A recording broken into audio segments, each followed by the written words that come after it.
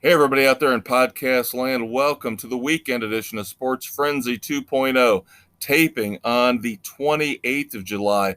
This will air on the last day of July, the 31st, when the conquistador, Dave Height, and the maestro, Kevin Crane, will be seeing Warrant with Mrs. C and the boys. Yes, gonna be a good, frolicking good time. Be Warrant and lead singer from Trickster. No, lead singer from Mr. Big and the guitarist from Trickster. With okay. Eddie Trunk hosting. Looking forward to listening to Mr. Trunk, the guru of all things metal. Yes, we're hoping we get a chance to meet him. Hopefully there'll be a meet and greet. The only problem with that is doors are only going to open for an hour before the show. So we'll see what happens. Yeah. So you'll get a big, well, not a big, but you'll get a concert review from us. A Mr. Big Warrant review. So next week's music segment, we'll have that. And then a couple weeks from now, we will have a review of the new Night Ranger album. Yes. Coming out August. Looking forward to that. Should be the 6th, I believe. ATBYO. Yes. And the band ATBPO. Yes, and the band played on. So we got some music stuff coming for you. But right now, we've got news, and then we've got some story time for you. A combined story time from your Uncle Dave and your Uncle Kev. I got this one today. Very interesting. I did not realize that Whitesnake had an album in 1997 called Restless Heart that never was released in the U.S. Why? It was supposed to be the follow-up to Slip of the Tongue. Yeah. There was some kind of a debate whether it should be a David Coverdale solo album or whether it should be a Whitesnake album. So it was only released overseas, but it will finally be released in the U.S. on October the 29th. Looking forward to that. That could be interesting. That is right when they were in their prime. Yes. But again, just boggled my mind when I heard Whitesnake had an album that nobody's ever heard because it was released overseas. I'm sure there's pirated copies floating around out there, but probably. But that's also right. Tail ending the whole grunge thing.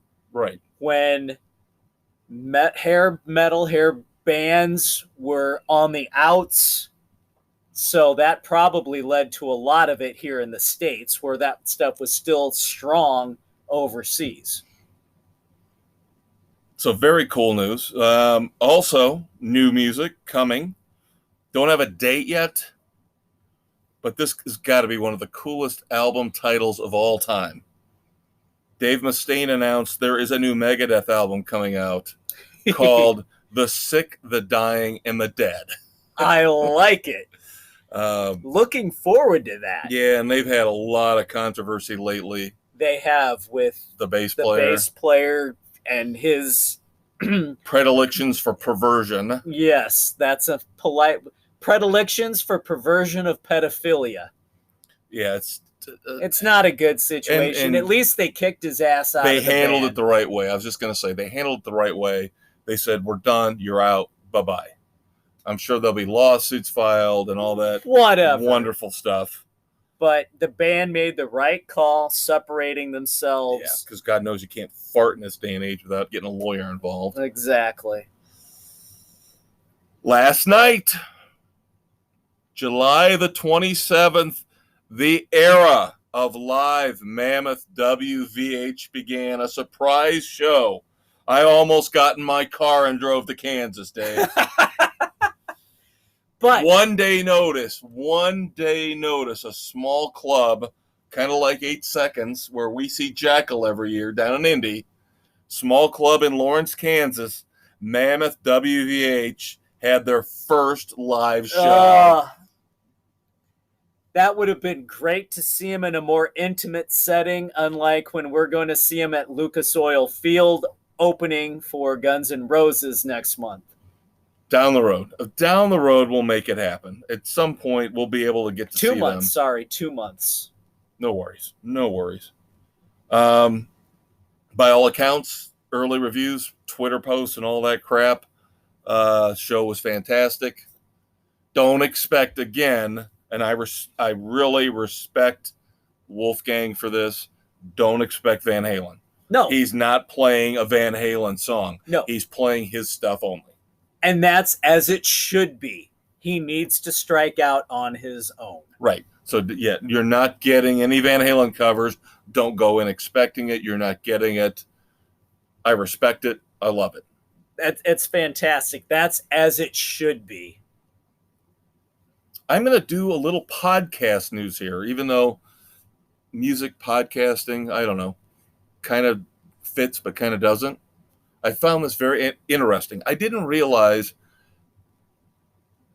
with our podcast, with other podcasts I listen to, Eddie Trunk, sports podcasts, it's all discussion, it's all talk.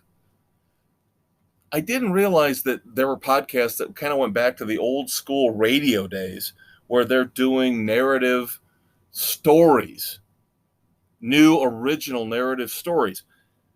Spotify has just landed Batman Unburied, which will be an original series of stories or podcast episodes, obviously based on the Batman mythology, except they're really giving it a very wild twist where Bruce Wayne is a forensic pathologist in this, investigating mysterious deaths in Gotham. If you remember, and we love him. So are we combining Batman, Quincy, and Sherlock Holmes all into one? All I know from what I read is Alfred is in it. I like who they've got doing the voice of Batman. So all you people out there who think I am just a scumbag who hates political correctness, this will prove you wrong to a point. Winston Duke, from Black Panther, nice. Great voice, will be doing Bruce Wayne / Batman. I love it. He has got a great voice. Phenomenal voice He's to be able perfect to for do this. that. So I don't care. Color of his skin doesn't matter to me. He's perfect for this. Do I want him playing Batman on the big screen? No. Not necessarily, but for this, he's perfect. Now we have to move on in music to health news, deaths, and story time. We're gonna kind of jump the gun. Right. First off, Lynyrd Skynyrd's Gary Rossington, founding member, had to go in for emergency heart surgery. I hate to hear that. And I know he's well on in his years, and all the time he spent on the road, all the hard living. Heartache. You wonder if their tour is going to go on.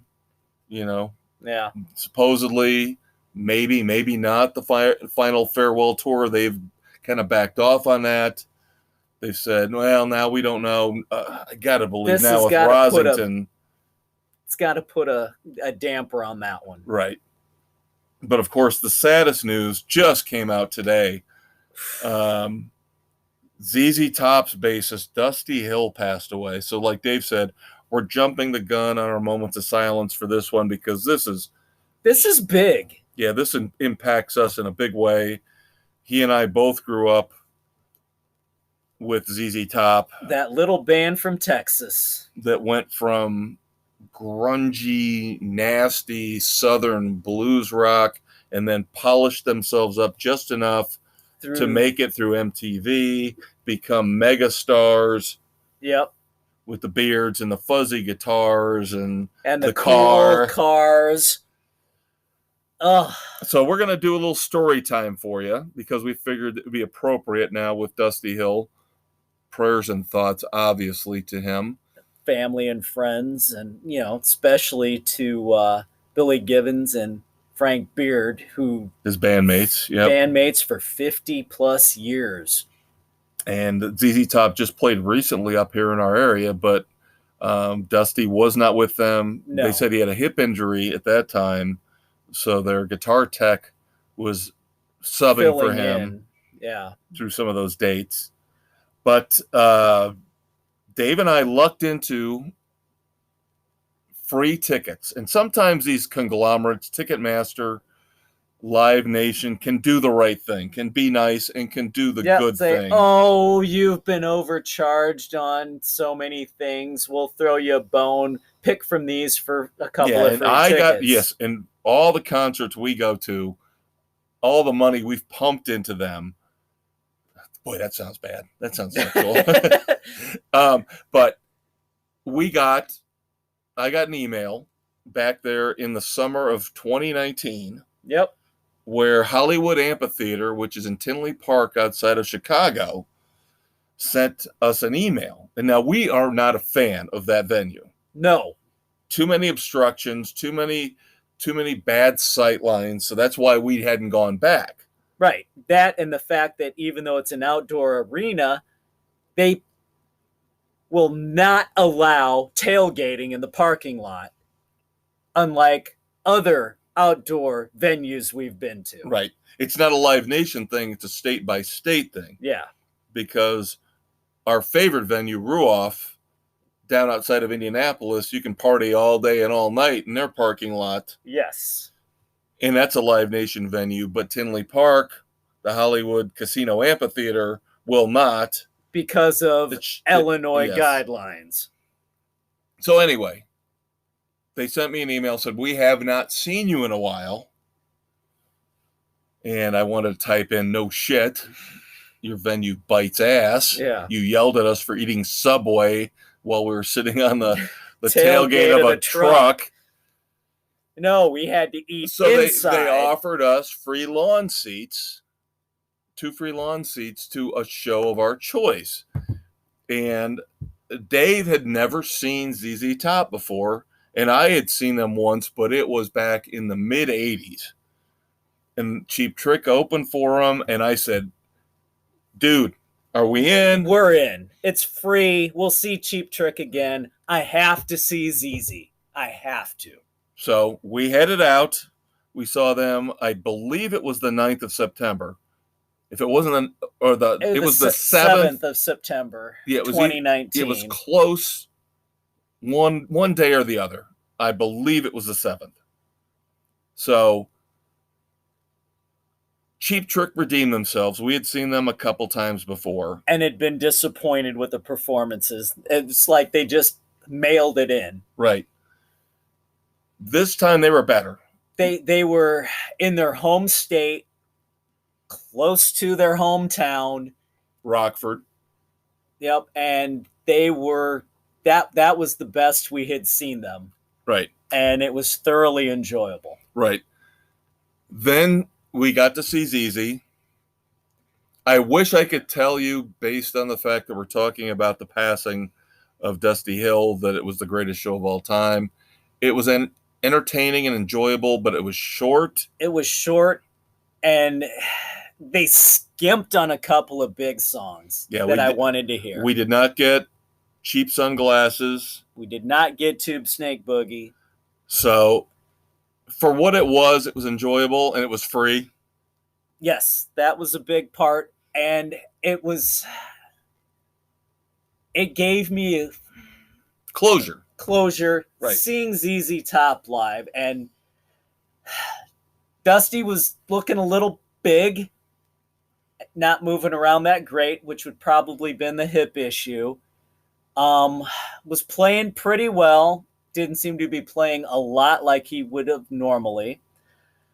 Frank Beard, the drummer, I thought looked the most fragile of the group, but still played phenomenal drums. But this really gave me a greater appreciation for Billy Gibbons as a guitarist.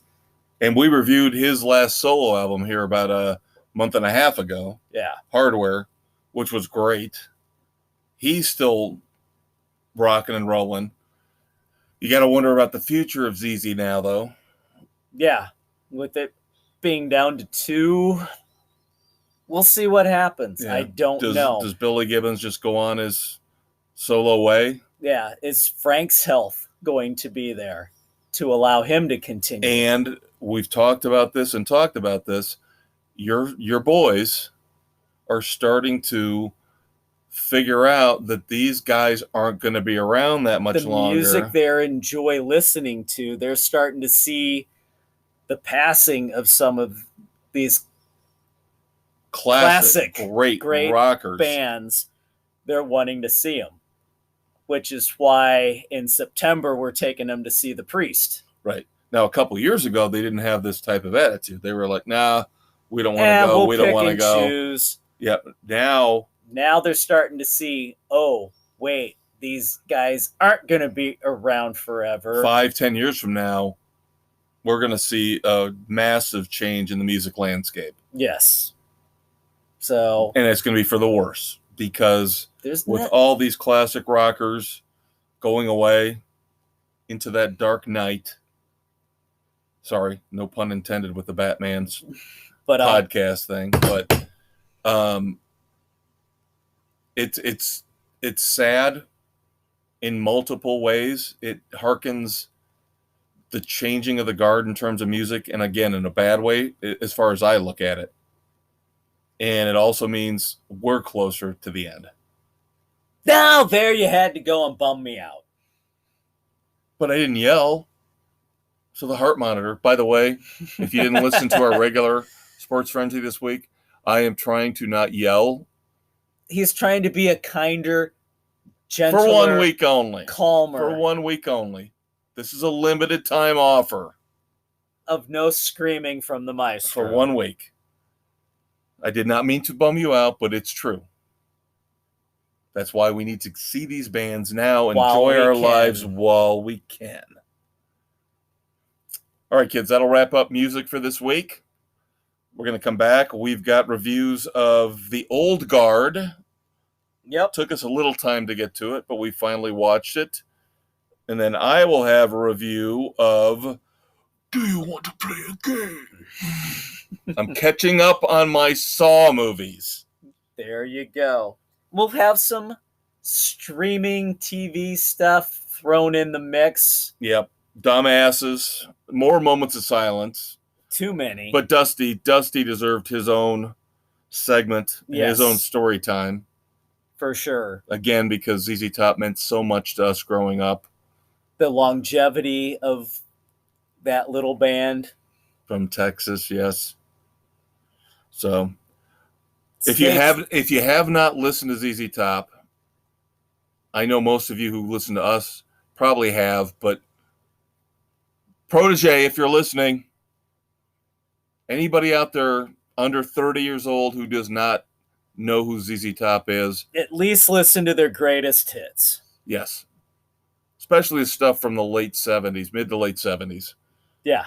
Don't get sucked in by the MTV era, polished, sleeping bag type stuff. That is not ZZ Top. No, Eliminator was ZZ Top. Right. And after Eliminator, they went too polished. And then they came back later with albums like Antenna, and they kind of tried to go back to their roots. Roots from the 70s and early 80s. So that's the stuff you need to listen to. LaGrange, like we said, Cheap Sunglasses, Tube Snake Boogie, the classic ZZ Top stuff. Not trying to diminish Eliminator, but that was when they made themselves the beginning of the MTV era. And I'm sure they wouldn't take it back for a second, because it made them tens of millions of dollars. Oh, yeah, that put them over the top. But in terms of the band that they are, the band that they were, that was not ZZ Top. No, the big ones off of Eliminator were not them, but there are true ZZ Top songs on Eliminator. Right. Agreed. Legs, obviously. Perfect fit for the ZZ Top canon of great songs. Yes. So check them out, kids. Good stuff. We wouldn't steer you wrong. We'll be right back with our movie reviews. Stay tuned. When your day of dealing with international intrigue is over and you've settled down in your Aston Martin, call up Sports Frenzy 2.0 on your phone or smart car stereo. Every Thursday, Kev and Dave will take your mind off the megalomaniac who just had a laser pointed at your genitals with the best sports criticism around. And don't forget to listen to the weekend edition every Saturday so you can plan out your entertainment options with the femme fatale of your choice. Grab a martini, shaken, not stirred, and check out Frenzy, Sports Frenzy 2.0. Hey everybody, welcome back to the weekend edition of Sports Frenzy 2.0. I am the maestro, Kevin Crane. I'm the conquistador, Dave Height. It's time for movies here, taping on July the 28th. This will hit on the 31st. Our mutual review this week, been on Netflix for a while. The Old Guard. We finally decided to check this out. Charlize Theron leading a group of quote-unquote immortals. Yes, to have been around forever and come across a new immortal for the first time in 200 years while trying to stay out of the clutches of an evil pharmaceutical magnate. Yeah. This one I had a hard time reviewing. I have to admit it. So we can talk about this one for a few minutes. I like the idea. I really like the idea. The premise is phenomenal. I think you and I are going to agree on this one. I had problems with, number one, it did the old PC crap, as these always do. The immortal group, the small immortal group, had to consist of a gay couple, an African American, who was the new and addition, a female leader, and then of course the heterosexual white man had to be the douchebag. Right. We're not going to say any more than that. I didn't have a problem with the female lead. I did, and not because it was a female lead. We've talked about this. You're going to review Jolt with me next week. Right. We reviewed Gunpowder Milkshake last week, so we're really not having issues with female-led action movies. I didn't like Charlize Theron in this. She acted like she was constipated throughout the entire movie. It was not a well-executed film across the board. The premise was there, but it lacked a lot. I think it lacked a sense of humor, is what I think. That was what I walked away with, it was so serious and so negative about everything. There were no light moments of humor. Like, you guys can disrespect goofy action movies all you want, but you got to have those one-liners that pop in from time to time. Right. And this movie doesn't really have any of them. It's just so bashing you over the head. Negative. Charlize Theron, like I said, is just so sullen through the whole thing. She's Debbie Downer throughout Within it all. the first 20 minutes, she basically sits there and throws her hands up and says, we can't fix this. We can't fix society. What's the point? Woe is me. Right. I'm world weary after being alive for 3 millennia. And I get that. I do get that. And that comes into play later. And I thought that was a decent plot twist where, the world weariness of the quote unquote immortals is all I'll say. Right. But the new one they bring in, terrible actress. She's awful. Was not She's good. awful. And that was all a concession to trying to make the cast PC. The character was good. Yes. And if you would have had a different actress, she was awful. I'm sorry. It would have been pulled off much better. I'm not going to pull my punches because she did not do a good skin job. color. She was a terrible actress. No, you could have gotten somebody else with more charisma that would have been able to pull it off. She was just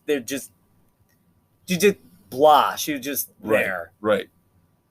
And I did like the casting of the pharma CEO. Yeah. He was just, wow. He's a creep. Yeah. Well played, creep. Yeah. Boy, get him some dental work. Man, he had about He's British. Come on. There is no dental he work. had about the worst teeth of anybody I've ever seen in my life as an actor. Oh, my God. He's British.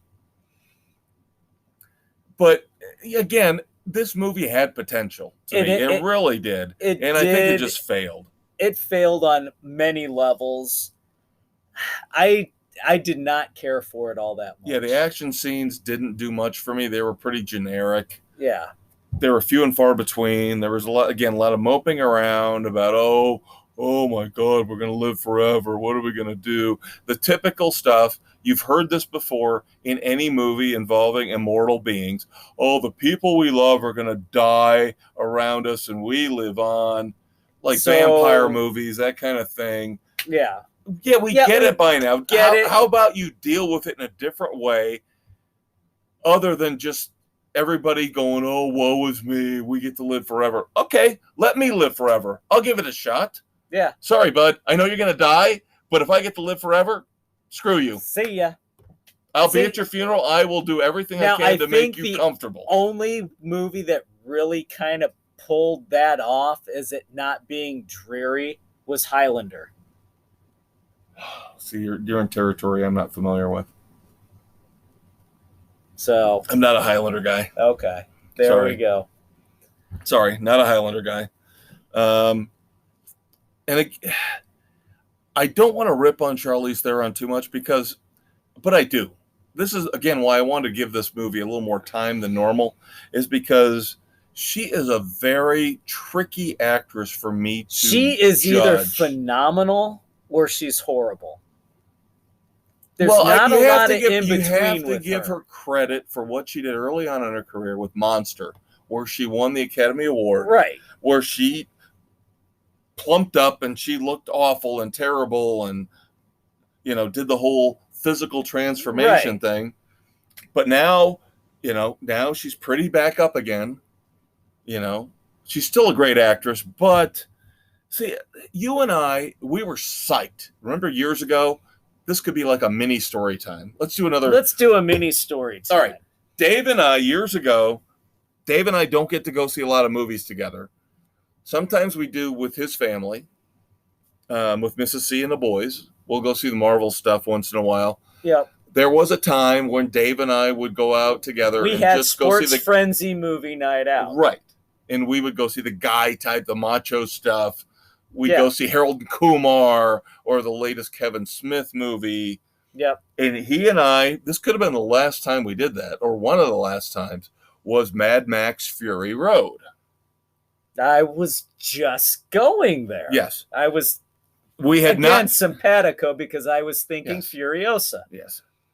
So we had been waiting for the fourth installment, even though it wasn't technically in the timeline, the fourth installment, the fourth movie in the Mad Max series. We'd been waiting. George Miller, Jesus, takes longer to put out a movie than I do to shit. Okay? Now, supposedly the fifth one is going to be Furiosa. We'll get that in 2029. Maybe. Might be 2035 at the rate. And of course, Charlize is not in on it because they're going to do a prequel. So it's going to be the Anna Taylor-Joy. Is that from New Mutants and The Witch, that movie you love so much? Yeah. With the big bug eyes? Yeah. But anyway, I digress. So we saw Mad Max Fury Road. And I was unbelievably happy with all of the positive reviews. And it got nominated for Best Picture at the Oscars. Surprisingly. Which was one of those few times you got a glimmer of hope that maybe Hollywood... they might get it? Yeah. Because it was a phenomenal movie. It was worth the wait. It was. The action scenes, the storm, the dust storm, and the fighters swinging back and forth on the poles. The cars, the gunfights, Tom Hardy was a great Mad Max. He did a great job. The skull carved into the side of the monolith with the water pouring out when the dictator decided to let it come out. Yes. And then, of course, Charlize Theron played Furiosa. And she got the mountains, heaps of praise for the role. I thought she was good. I don't know if she was great. And I honestly... She was really good. I think what they thought was it was another different type of role for her. So she got that credit a la The Monster. And Atomic Blonde. Yeah. Another great female-driven action movie, which she starred in. Yeah. But again, it kind of pissed me off that she... After about 6 months or a year, after the praise and the hype for Fury Road died out, it made a ton of money. It did really well. You and I both agreed, great. That means we're getting another one. Mad Max is back. Yeah. No, it all focused on Furiosa and not Max. Which upset me beyond belief. Because it's Mad Max, not Furiosa. We want Mad Max. So we'll see where this goes. But again, with the Charlize Theron reference, coming back around full circle to the old guard, and Atomic Blonde, if you want to bring that one in too, I appreciate the fact she's trying to do action movies. I appreciate the fact that she's very good in any role she does. She is a very good actress. A good actress. I'll take her any day over Meryl Streep. Oh, hell yeah. But I have never been enamored with her in any of these movies. Atomic Blonde was good, not great. Fury Road was great, but not because of her. Right. There was a whole hell of a lot more going on. That was a George Miller. George Miller is phenomenal. Again, he's like James Cameron. He puts out one movie every 10 years, and everybody waits, sitting on the edge of their seat. Oh, what's the genius going to come up with? Yeah. If it's George Miller doing the Mad Max universe, I'm in. Hands down. But Old Guard, it was a letdown. I thought it was. I give it 2 frenzies. That's about where I would, a week 2. I'd give it a strong 2. But I will give it a week 2. I was not over the moon on it. See, now I almost bailed on it. If I had to, that's funny, because if I had somebody sitting with me while I watched it and asked me, what do you think the Conquistador is going to say about this? I would have said, he probably won't love it, but he'll probably give it 2.5 or 3. Nope, this one is a week 2. Wow. I just was not over the moon about it. Yeah, we are more simpatico than I thought. Yeah, I went into this really, really expecting more. I wanted this to be great, and it was a letdown. Yeah. Again, great premise, great ideas in the story. But it was generic as hell. But the big pharma thing, wanting to figure out a way to harvest the immortality. Right, the immortality factor. Which opens up a whole other can of worms about why would you want everybody to be immortal? Because you'd have poverty, famine, disease. But they don't. At some point, you have to let people die so others can live. But it's big pharma, and all they care about are profits. Very good. That's the cynical maestro we know and love, or conquistador we know and love. Yes. So it was just poorly executed. It was generic as hell. Week 2 for me. All right, so we both give it 2 frenzies. Again, there was something about it that kept me from watching it. It wasn't like one of those where I jumped right out right away when I got Netflix. Right, I'm like, I want to see it, but something about it just doesn't feel right. I almost want to go 1.5, but wow, it just didn't do it for me. I never would have thought that. I really thought you would have been higher on this than me. Me. This one did not resonate. Did you watch it with the boys? No, I watched it on my own. I would have been interested to see what the boys thought. Get a younger perspective. No offense, but no, Well, let me take you from a bad movie, obviously, that you didn't like, to bad movie news before I get to my review. God help us. The Saint is coming back. Why are they doing it again? The Saint is coming back. Paramount is bringing back The Saint, and guess what? They're bringing in some guy from the remake of Roots to play Simon Templar that I've never heard of before. Regé Jean Page will be Simon Templar. We'll see what happens. I looked at pictures of him. Great. That's great. He looks like a striking, wonderful, handsome young black man. You're not Simon Templar. You're not Roger Moore. You're not Val Kilmer. Sorry. Yeah, screwed. Sorry. Heart monitor's going to go off. I can't take it anymore. You're fucking up The Saint. I love The Saint. I love Simon Templar. Why are you doing this, Hollywood? Again to me. You're doing it again. The Saint has so much potential. And you're going to fuck it up with your PC shit. I can't stand it anymore. Stop it. Stop it. Beep, beep, beep, beep. Yep. I'm going to the bed next to Bob Odenkirk. Bob and I are going to be trading war stories here. This one, God, such an irritating story to hear this. Doing things. And it's always got to, again, when does Shaft end up being a white guy? That's all I want. That is, you want to wipe the slate clean? I want Shaft as a white guy. And then I'll let it all go. The Wild West Will Smith debacle. If you're gonna go one way, you gotta go the other. Oh, but you won't, will you, Hollywood? You hypocrites. You're racist. You're reverse racist. All right. I am going to review Jigsaw.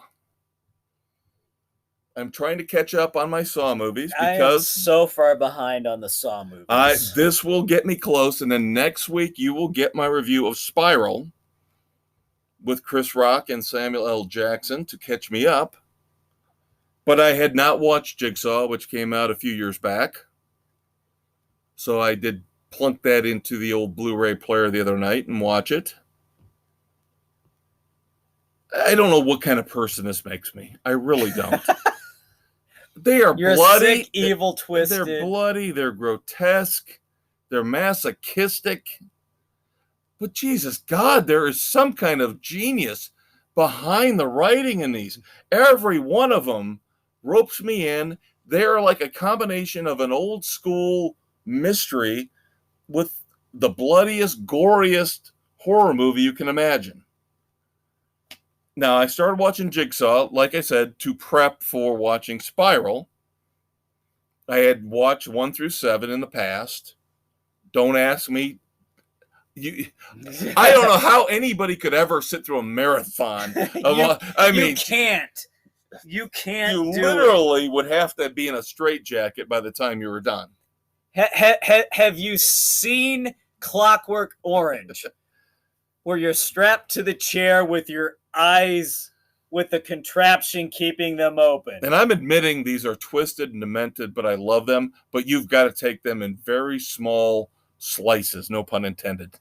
You've got to... one at a time. Yeah, you can't do a marathon on these. You can do a marathon on Final Destination because there's some kind of humor and lighthearted factor to them, even though they're bloody. Yeah. Saw movies are deadly serious. They're nasty. fucked up beyond all belief. Thank you. Perfect.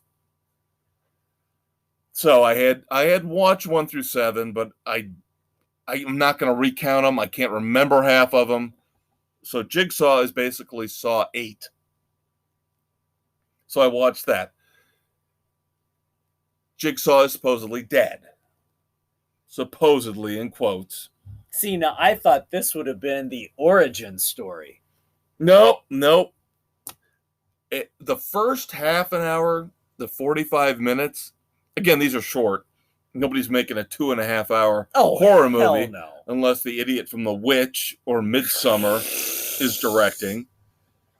So it's an hour and a half. So about halfway through, I'm like, okay, this is standard, typical Saw stuff. No big deal. Then you get a twist. Then you get another twist. This is why I'm saying the story writing is above average for any horror movie. It's probably above average for any normal Hollywood movie. So they screw with your head. Is Jigsaw alive? Is he dead? What's going on?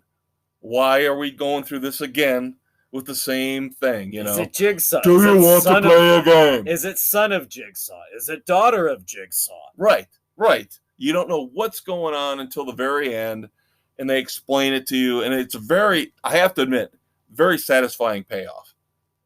It made sense to me, but again, I'm sure somebody out there, some nut job in his basement with the walls painted black with pentagrams all over, is going to find flaws in the consistency between this one and 2 or 5 or whatever. Taking it as a standalone extension of the Saw series, I was very happy with it. It was a 3 frenzies for me. Wow. Nice. I love the plot twist. The plot twists were awesome. Very good. So I am looking forward to seeing Spiral. Maybe. I'm still kind of skeptical with Chris Rock and Samuel L. Jackson. Where is this going to go? I like the fact they've bought into this. Very cool. Big names in Hollywood buying into the Saw mythology. Maybe they're fans and wanted to be a part of it. Yes. So I'm hoping that Spiral, and I'll give you that review next week, will be good. Technically Saw 9. Hoping, praying it's going to be worth my time. There you go. All right, kids. One more break. We're going to come back. We've got TV and streaming news, moments of silence, and dumbasses. Stay tuned. We'll be back. Stuck in a no-win situation? Wife being held captive while your feet bleed? Take a second to decompress. Pull out your smartphone and listen to Sports Frenzy 2.0 on Spotify, Anchor, Google, Radio Public, Pocket Cast, Breaker, Apple, Overcast, and Castbox. And don't forget to check out their Facebook page. The Maestro and the Conquistador will take your mind off your dire predicament and give you the best non-PC sports commentary you'll find anywhere. And once you compose your exit strategy and take down some German terrorists, you'll want to yell, Yippee-ki-yay, Sports Frenzy 2.0! Hey kids, welcome back to the next segment of Sports Frenzy 2.0, the weekend edition for July 31st, here as we tape on the 28th. This is the Conquistador Dave Height. With the Maestro Kevin Crane. And for this segment, we want to make sure our thoughts and prayers go out to Bob Odenkirk, who collapsed on the set of Better Call Saul, taken to a New Mexico hospital. Updates, he's in stable condition for a heart-related issue. His son Nate has posted on social media that he's going to be just fine, but please no direct messages. Kind of respect the family's privacy at this point as Bob recovers. So we hope everything goes well for him. And I know, I don't mean to be presumptuous, but I know for you and your boys, nobody was like a big thing for you guys this year, kind of bringing you back out of the COVID slump, and you guys went to see that. Yeah, it was the first film we saw in the theaters. Nobody. The boys were dying to go. I had to take them, and we thoroughly enjoyed it. And thank you for letting me borrow it. Yep. As I reviewed it a couple weeks ago and did like it as well. And Better Call Saul is one of those movies that Or TV shows. Yeah, sorry. TV shows that I really have been trying to get into. Really have been trying to get into. And it's just one of those shows where I'm going to have to buckle down, set aside the time, and just blow through them all. And devote to it. Right. because I get through 2 or 3 episodes and I kind of get distracted and get pulled away from it. I know it's good. I know it's awesome. And Breaking Bad, the companion show. Yeah. I need to watch that as well. So, I mean, there's so much. I look over here, over the Conquistadors show. I see Sons of Anarchy. I've never gotten all the way through. I got to watch that. Now, The Wire, you need to watch. Oh, yeah, I know. You've got HBO Max. You've got to watch The Wire. I got to watch The Wire. I also have to watch Animal Kingdom. Yes. And yeah. Although I got a feeling after watching the last episode of Animal Kingdom. Did they jump the shark? No, but you're going to have to be a very tolerant human being. Let me put it that way. I'm not a tolerant human being. You're going to have to be. I'm not a tolerant human being. If I can put up with it and enjoy the show and think it's one of the best TV shows of the last decade, you should be able to as well. But there are some things in it that are going to make you uncomfortable. I'm just saying that. Everything anymore. If I can put up with it, you can put up with it. That's all I'm saying.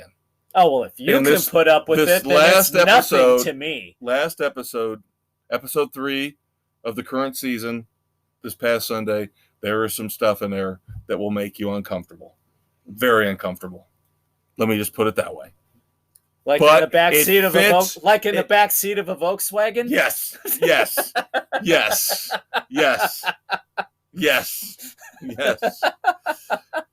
Not quite the chocolate-covered pretzel, but close. Not quite the close. You're going to have to deal with some of that Volkswagen backseat nonsense. How about this? We have been waiting for LeVar Burton to finally take over as Jeopardy temporary host. Yes.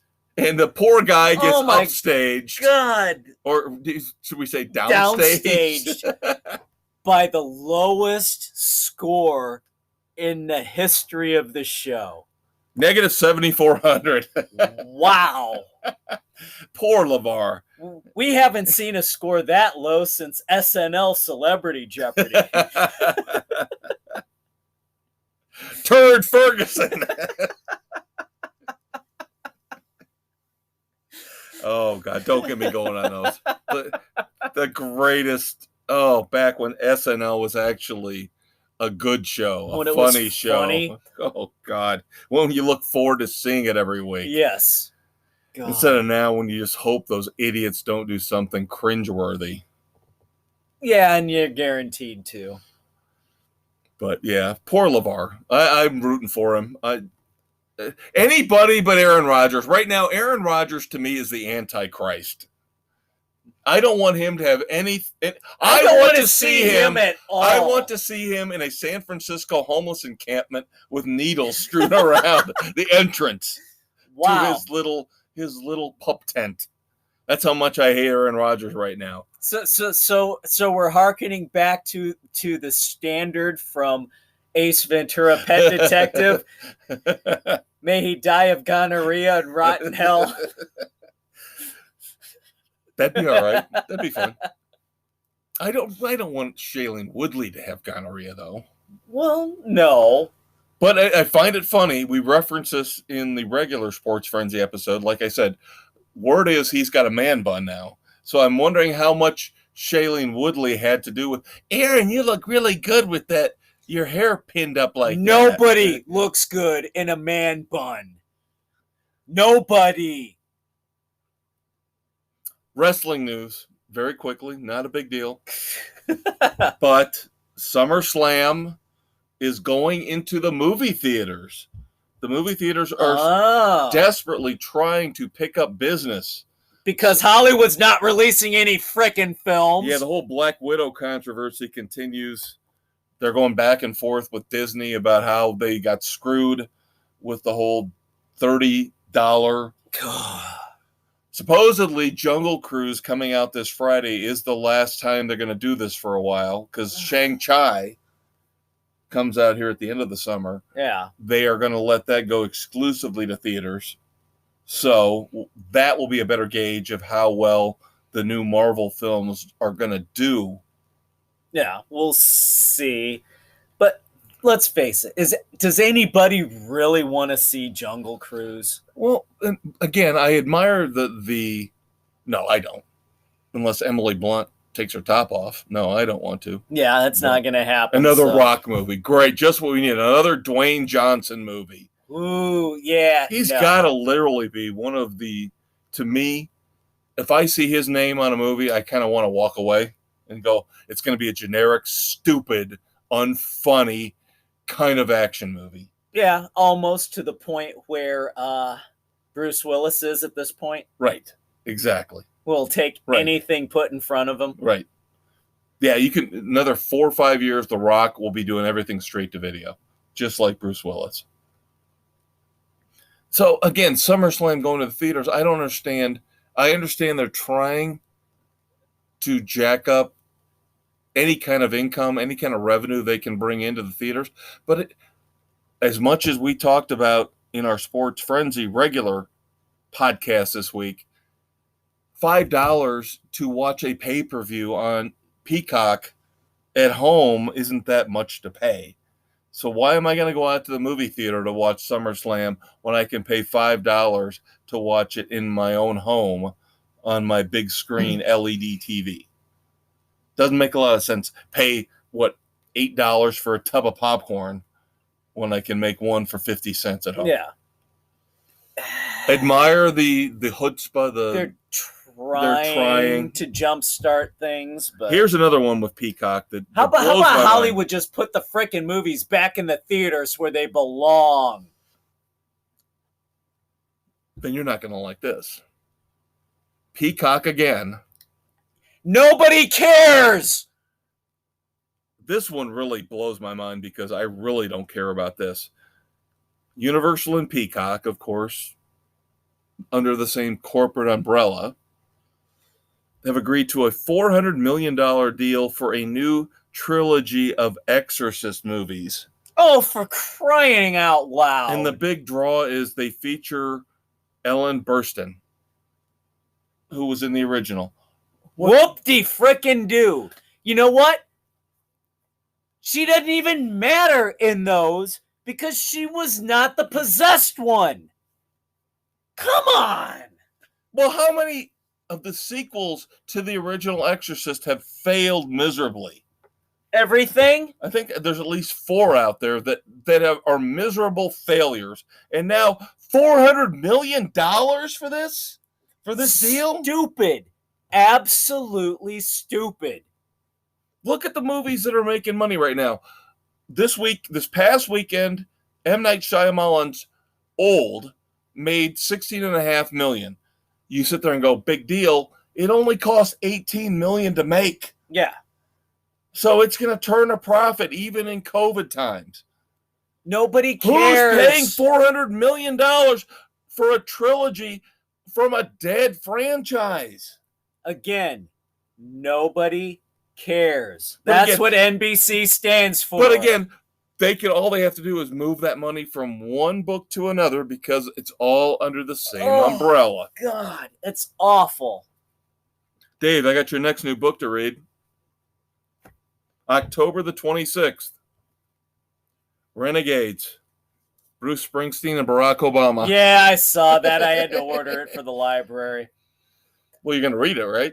Shit, I don't read nonfiction. You know this. I'd say it's Let fiction. alone, I'd say it's fiction is what I'd say. Let alone, why would I read anything by these two? These two circle jerking each other. Exactly. You're wonderful. No, you're wonderful. No, you're wonderful. No, you're wonderful, Schmoopy. No, Schmoopy, you're wonderful. Oh, my God. It makes me sick to my freaking stomach, these two. It's awful. No. No. The world wants you to believe, everybody buys into the fact that these two are two of the most brilliant, greatest human beings of all time. And the bestest of friends from the dawn of time. They're doing it to make money. They're playing you stupid lemmings. Bruce has to pay for his alcohol issues. Which he won't get arrested for because he's Bruce Springsteen, even if he's drinking tequila on a motorcycle in a park in New Jersey in the middle of the night. Because he's Bruce Springsteen. which is wrong and effed up. Exactly. Gah. All right, moving on to our moment of silence. Of course, we talked about Dusty Hill earlier. Tragic loss for the music community, but we have more. Unfortunately, more. Yeah, the music community, again, takes big hits. Oof. Joey Jordison, the original drummer for Slipknot, died way too young. Yeah, he was like 46, died in his sleep. Now, he did have, I believe he did have substance abuse issues. Yeah, there was that going on, but still. And then Mike Howe, lead singer for Metal Church, passed away.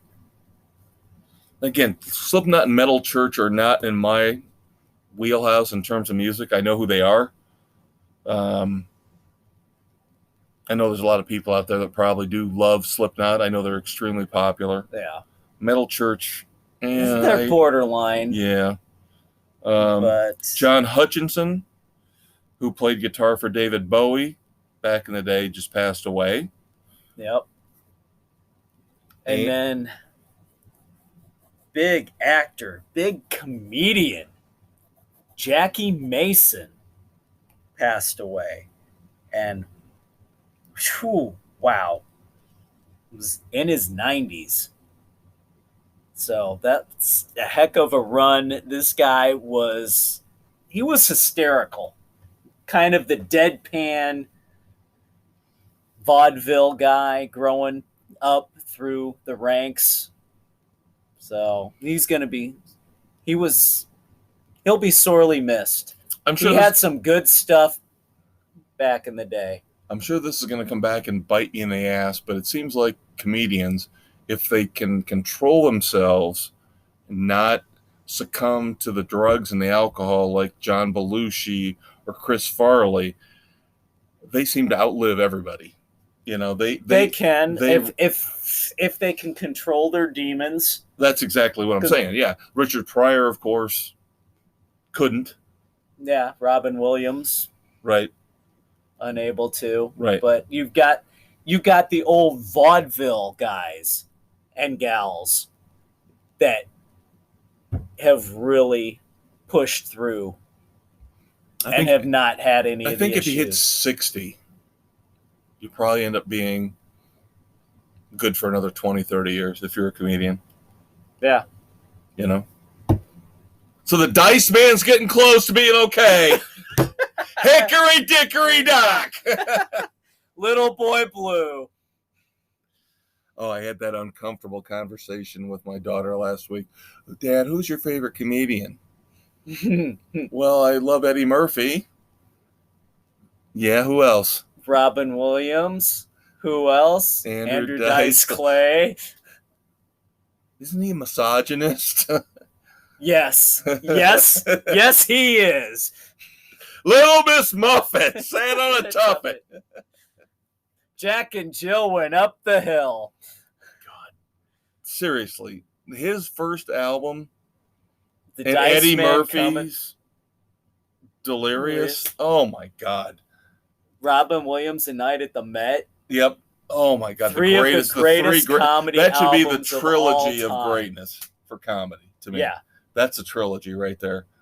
Yeah. Those three unbelievable. Are the most hysterical stand-ups you will ever listen to. Oh my God. I mean, adult content for sure. Yeah, that's the thing. There's very crude, immature, funny stuff beyond belief.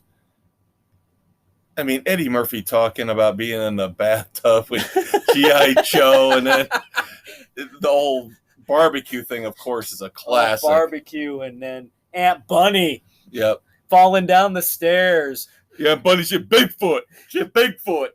You shaved the bitch down, didn't you, Gus? Jesus. I mean, they should be a statue made of him just for that routine. That was the funniest 10 minutes I have ever heard of from any human being in my life. Oh, Lord Jesus, help me. I'm falling down. Oh, sweet Jesus, I'm halfway down. And I think that's why I get so mad when we were talking earlier about Saturday Night Live is, Jesus Christ, can you not try to aspire to be half that funny? Leave the politics behind. Eddie Murphy wasn't political. No, he was not. It was everyday life observations, crude, nasty, gross, but they were funnier than hell. They were ice cream funny. Got sprinkled on it. They were funny because it was real life. And I don't understand why we can't get back to that. Yes, we kind of delved into social commentary. We have time. I'm sorry. Because we can. Yes. I do have one dumbass to wrap everything up for the week. I will have one streaming show that I do want to discuss or bring up. Well, you go with that first. You go first. All right. So, a little while back, we talked about the greatest week of the summer, Shark Week on Discovery. One of the shows that stood out, you've heard me talk about Josh Gates, who does Expedition Unknown, where he goes off and tries to find different treasures and stuff throughout history. During COVID, when he couldn't travel, he did Josh Gates Tonight, where he did various interviews with different celebrities and other hosts of shows on Discovery. Well, during Josh Gates Tonight, he had an episode where he was talking with William Shatner, Captain Kirk himself, and it was a fun interview between the two. And Shatner brought up that he was afraid of sharks, and Josh Gates had done some stuff for Shark Week, and he said, "Well, if you want, let's go diving with sharks." Well, for Shark Week this time, starts off Shark Trek, where Shatner calls up Josh Gates and said, "All right, Shark Week's here. Let's go. I want to get over my fear of sharks." And so you had this hour-long expedition with Josh and Mr. Shatner overcoming his fear of sharks, diving with different ones. It was really entertaining and funny. So if you can find it, Discovery Plus, find it on demand, but Shark Trek was definitely worth watching. Very nice. Very nice. I go from uplifting Uncle Dave's Feel Good to Uncle Kevin's Dumbass. Yeah, this is going to be one of those I am not a celebrity, I'm not rich, I'm not entitled, but yes I am kind of stories. Mila Kunis, Dumbass of the Week. Ugh. She has come out and said it was quote unquote selfish of me to not let Ashton Kutcher fly into space recently, because I told him maybe it would be more responsible for you to not die when we've got young children at home. Now she's feeling bad for being a mom and a wife concerned about the health of her husband. This is rich people problems, kids. If there is a definition of rich people problems in the Urban Dictionary, these two morons, Mila Kunis and Ashton Kutcher, should be right there front and center. She feels bad because she's telling Kelso to not spend hundreds of thousands of dollars to fly into space. $250,000, was that what it was? Something like that, yeah. To fly into... Who was he supposed to have flown Dude, with? Where's my spaceship? Was he supposed to have gone with Branson, or was he supposed to have gone with Bezos? I don't know. Bezos is going, dude! Branson's going, sweet! Come on! Bezos is going, dude, fly in my flying penis. I don't think Mila Kunis has really got the intelligence of a box of rocks. But in this case... Neither does Ashton Kutcher. But in this case, why is she taking the hit on this? God bless. Don't do this. This is the kind of woman I want to meet. Yeah. She's going to take a hit for him. This is the responsible wife and mother. When the husband goes, hold my beer, watch this, she says, no, sit your ass down. There you go. That's what I'm trying to get at. She is a responsible party. Ashton Kutcher needs to be held in check. I want to go out in space, honey. I want to go out in space. Don't you think you might want to stay home and watch the kids and read them a bedtime story? But I want to go out in space. I want to go out in space. Shut up, Kelso. Jesus God, why is this so difficult to comprehend the fact? I don't care how many millions of dollars you got. Be responsible. Be a parent. Ugh, no. Mila was well within her right to say, no, you're not going. The two of you go do another stupid, dumbass Cheetos commercial and just leave the rest of us alone. Keep the whole space drama to yourself. Kutcher, go do Dude, Where's My Car 2 with Sean William Scott. We've been waiting for it for decades. Exactly. Or why don't you just get the rest of the cast of the 70s show and sit in a circle? Well, but Masters, is he in jail? Is Masterson in jail? I don't know if he wound up in jail yet or not. Anyway, we're going to wrap it up for this week, kids. It was a fun weekend edition. Didn't have as much as we thought we would have. We hope to have, but we went longer than we fully expected. We always have things to talk about, people to rip on. Next week will be different. We'll have a review of Jolt, starring the unbelievably beautiful Kate Beckinsale. I will bring my review of Spiral to the table. We will have our review of Warrant. Eric Turner, lead singer for Mr. Big. Yep. Eddie Trunk.